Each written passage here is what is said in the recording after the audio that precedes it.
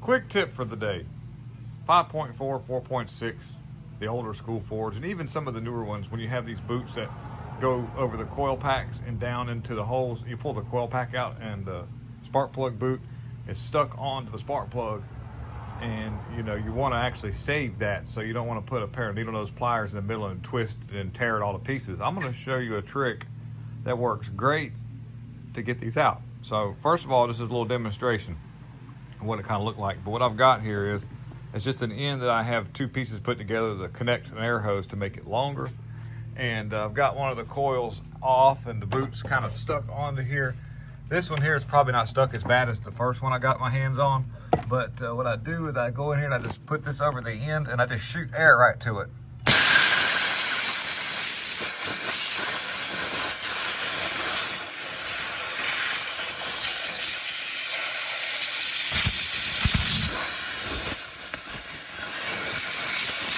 And then more often than not, you're able to get the boot out.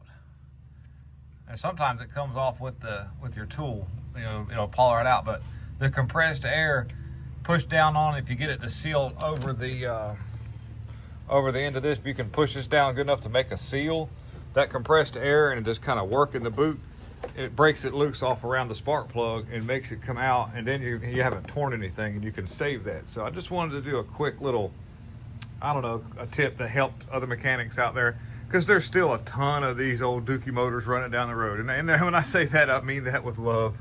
So thank you guys for watching Old Fix It Team. Take it easy.